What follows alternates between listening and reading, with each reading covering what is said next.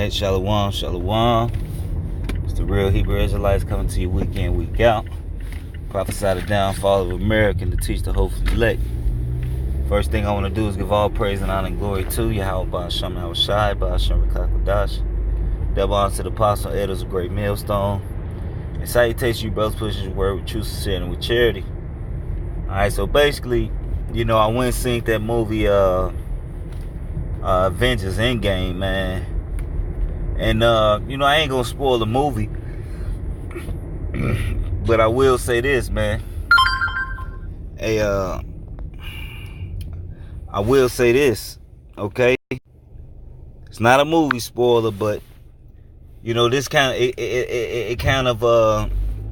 it inspired me to do this video, man. And when you look at hero movies, so-called hero movies, I like Marvels, a Marvel is the type of movie, it's more realistic fantasy, you know what I mean? It's not like DC where it's just, it's a little cartoony, you know what I mean? But basically, man, and it's truth, man, hey, you gotta do what you gotta do, man. No matter the cost, man. You gotta think, you can't think of yourself, alright? You can't, like, let's say you getting put to death. You can't think of yourself in situations like that, man. You gotta think of the flock as well, man. So you gotta die manfully. Alright, matter of fact, let me see if I can find it.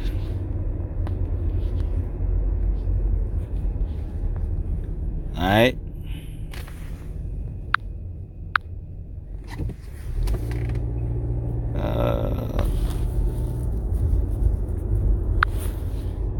Because I don't know how to spell it, but I think it was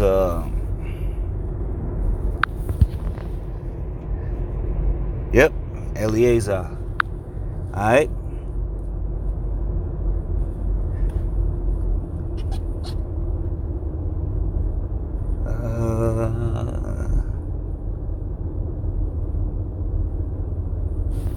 Let me, I don't think this is it right here, but I think this is somewhere along the story.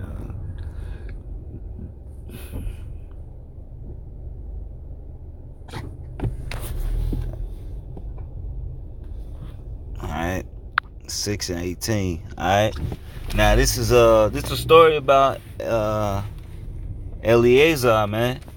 Alright. Now he didn't think of himself when he was going through this his trial, man. He thought of the Israelites, man. Alright? He thought of his nation, man. So when we going through these things, man, and our little trials, and whether it be public or whatever, we gotta deal manfully. Alright? We gotta deal manfully because you don't know who watching. Alright? It may be some brothers standing far off. Alright? And you die manfully may put the spirit of power and courage in those brothers to endure. All right. So this second Maccabees 6 and I'm gonna start it.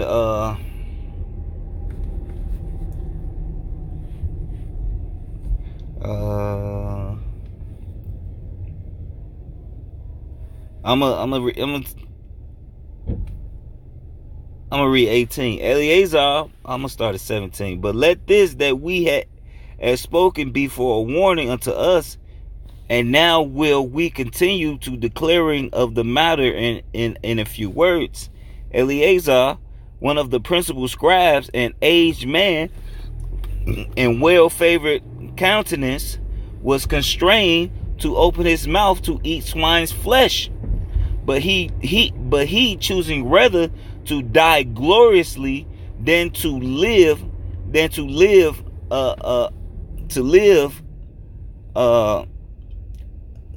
stained with such an abomination, spit it forth and came of his own accord to the torment. Alright. And as it behooved them to come and are restitute to stand out against such things are not lawful for love of the taste to be tasted. All right. So basically, man, he chose to die gloriously, man. All right, because they wanted him to they said, look, man, we're gonna give you lawful meat, just eat it in front of them, man. All right, and make it think that it's unlawful. All right.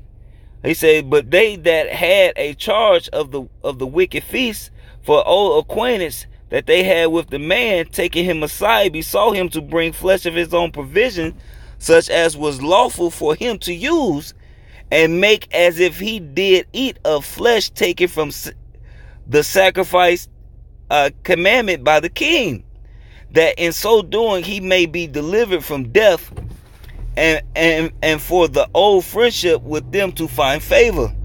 But he began to consider discreetly, and became his age, and the excellency of his ancient years, and the honor of his gray head. All right. So he really considered that, he was dealing, man. He was an older man. His name wasn't stained, man. All right. So instead of living a stained life, he was already an old man. He was damn near out the door. So if you're not, I ain't gonna say that because I don't know that. You know what I'm saying? But Salaki, but I'm gonna say, he was an older man. All right. So here it is. You lived all this old life, and you lived a unstained life. But here it is. You want to put on the appearance of wickedness. All right. He wasn't with it. Okay. All right. So it says, but he considered discreetly as become his age, and excellency of his ancient years, and honor of his gray head, whereon he was come, and most honest education from a child, and rather the holy law I made and given by the Most High. Therefore he answered accordingly, and willed them straightway to send him to the grave. So he was like, no, kill me, man, because I'm not finna eat it. You're not finna make me go off in front of my people, man. I'm not on that. So I don't care about this friendship. You're gonna put me to death like you put everybody else to death. All right. So I can continue. So my people can know that this is the age to strive unto the truth to death. All right. For it becometh not our age, said he, and anywise this is simple, whereby many young persons may think that Eleazar, being 80 years old and 10, so 80 is as 20, 40, 60, 80, he was 90 years old, were now gone to a strange religion.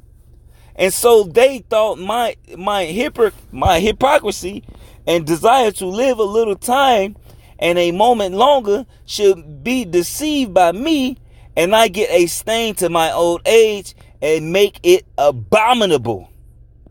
All right. For though for the present time I shall be delivered from the punishment of men, yet shall I not escape the almighty hand, neither alive nor dead.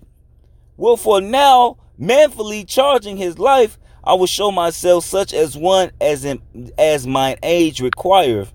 All right. He said, and leave a notable example, to such as be young to die willingly and courageously for the honorable and holy laws. All right. And when he had said these words, immediately he went to the torment. All right. So he died manfully. All right. He choosing rather so the young man could see that he didn't have a stain on his life, man. All right. Than to just escape the hand of man for a little time, man. All right. Hey, because the scriptures say, it's like it. I'm going to get it. I ain't going to make this too long, but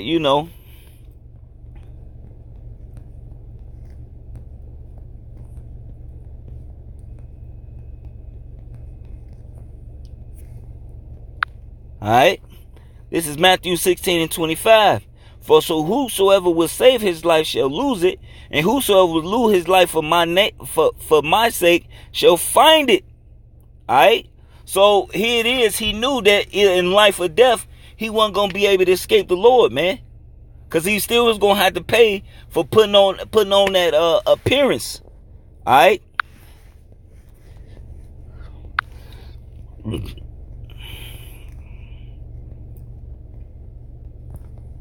Alright? This is 1 Thessalonians 5. I'ma start at 21. Prove all things, hold fast which is good. Alright, so man, abstain from all appearances of evil. Alright, so it says, and the Most High of peace sanctify you wholly, and pray to the Most High your whole spirit and soul and body be preserved blameless unto the coming of our Lord Yahushua HaMashiach. Alright, it say, faithful is he that calleth you, who also will do it. Alright, so here it is, man. Hey, man, you gotta abstain from them appearances, man. For him, even though they gave him lawful flesh, they wanted him to appear evil, man. Like these sellouts do. Like they tell you to smoke weed, drink lean, and do this, pop this pill, pop that pill, and they themselves don't indulge in these things, man. That's what these niggas do. Alright? They tell you to do it, but they're not gonna do it themselves because they know the harmfulness of it. Alright? They know the harmfulness of it. They know the poison that's in it. But they'll tell you to do it. Alright, but here it is. Hey, we must need to do what need to be done, man. And like in that movie, man, you gotta do what you gotta do, man. You know what needs to be done, man. Whether if your life on the line, man. If these fucking motherfuckers on the left-hand side can do it, how much more can we do it for the sake of Yahuwah Shema Shai, our King, our Lord, our Savior, our everything, and our brother, man. Alright, even it come down to death. Precious in the sight of the Lord is the death of his saints. Alright? Wouldn't have a man no greater love to give his life for his friend, man. Alright? So with that, I want to give all praise and honor and glory to Yahuwah Shema Shai, B'Hashem Rekah Kodash. Double honor to the apostles and elders of Great Millstone. Salutations, you brothers, push his word with true sincerity and with charity. Shalom and the Bible ball.